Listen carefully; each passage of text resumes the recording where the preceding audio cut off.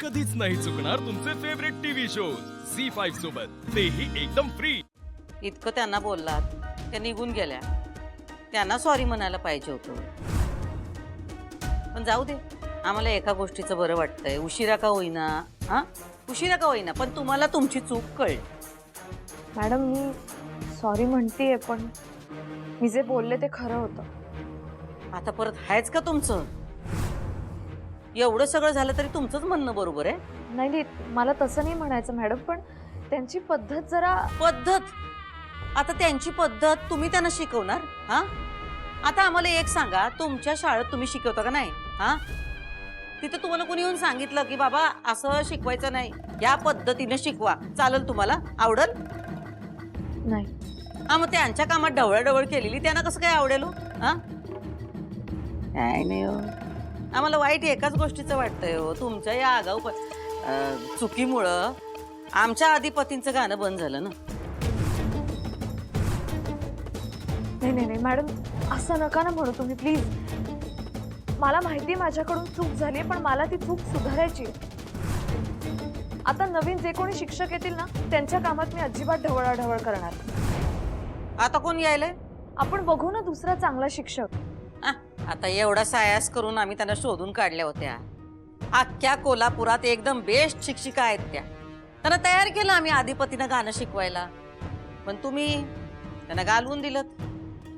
Madam खरं तर मी पण एक शिक्षिका बघितल्या होत्या, गद्रेबाई म्हणून, पण जाऊ दे त्या नको, आपण दुसरं कोणीतरी चांगलं शोधू, आणि नक्की शोधू मॅडम, अधिपतींचं गाणं नाही थांबलं पाहिजे। नाही नाही नाही नाही नाही, आता अधिपतींना कोणी गाणं शिकवल तर ती सरगमच।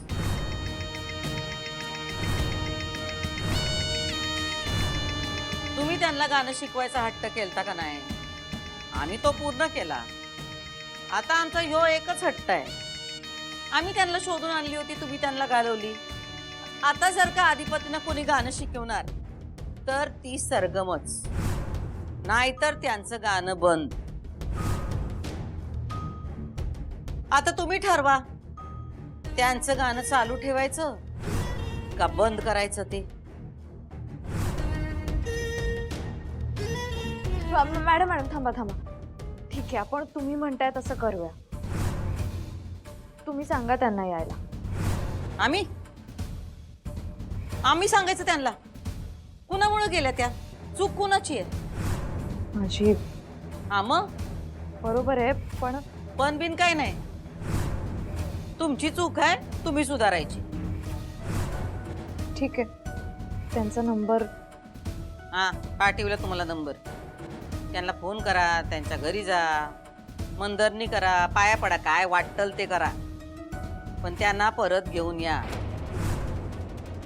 कारण त्या जर परत आल्या तर आणि तरच अधिपतींचं गाणं परत सुरू होईल।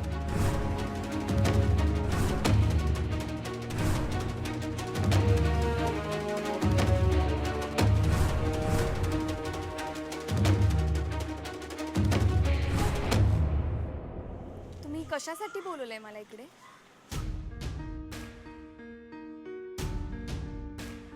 तुमच्या लक्षात आलं असेलच ना? नाही, माझ्या नाही लक्षात आलं। सॉरी मॅडम, चूक झाली माझ्याकडून। मी एवढं ताणायला नको होतं, त्यासाठी तुमची माफी मागायची होती, आणि तुम्हाला रिक्वेस्ट पण करायची होती, प्लीज परत या। नाही, मी परत येणार नाही। आणि मला तुम्हाला एक विचारायचंय, म्हणजे तुम्ही स्वतः एक शिक्षिका असताना तुम्ही दुसऱ्या शिक्षिकेला तिच्या पद्धतीने शिकवायचं स्वातंत्र्य का नाही देत? तुमचं बरोबर आहे खरं तर, पण सॉरी, माझा गैरसमज झाला होता। अहो मग तो गैरसमज तुम्ही दूर करायला हवा होता ना, तो तुम्ही थेट घेऊन माझ्याकडे आलात, आणि हे परत होणार नाही हे कशावरून?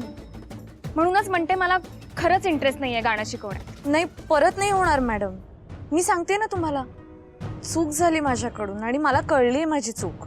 अहो नाही, तुम्हाला मुळात हेच कळत नाहीये की गाणं शिकवण्यासाठी गाणं शिकणाऱ्याच्या गळ्यापेक्षा त्याचं मन कळणं खूप महत्त्वाचं असतं।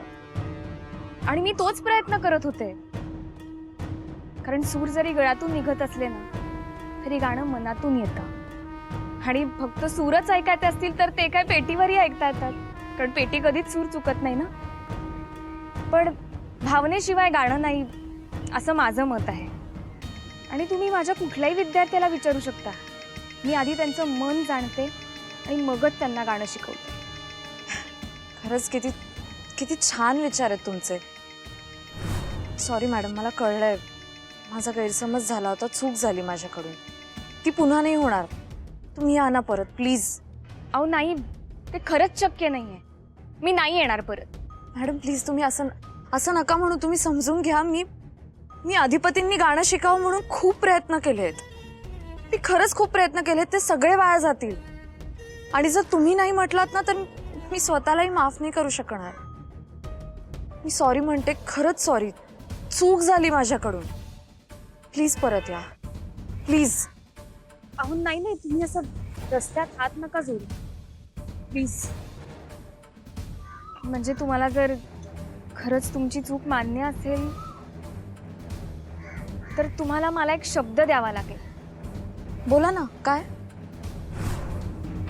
मी अधिपतींना शिकवत असताना तुम्ही तिथे यायचं नाही.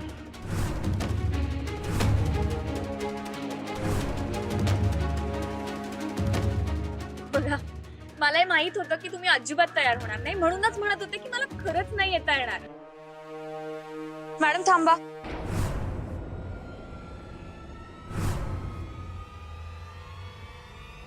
ठीक आहे, मला मान्य आहे. खरंच? हो, तुम्ही अधिपतींना गाणं शिकवत असताना मी तिथे नाही येणार. आणि जर आलाच तर? नाही होणार तसं माझ्याकडून. आणि जर झालंच तर तुम्ही निर्णय घेऊ शकता.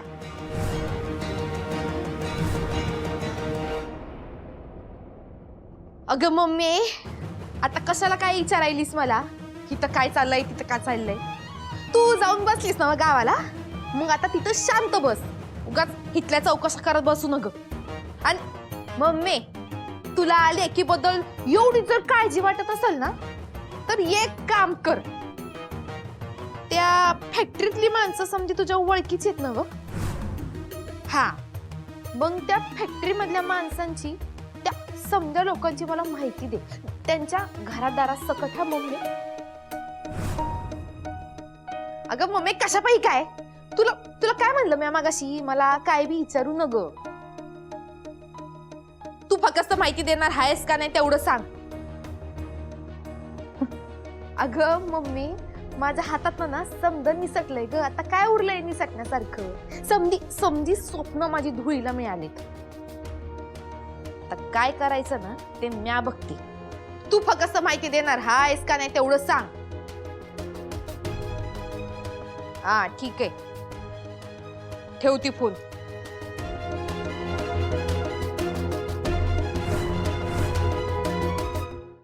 झी5 ॲप डाउनलोड करा आणि पहा सर्व एपिसोड्स एकदम फ्री.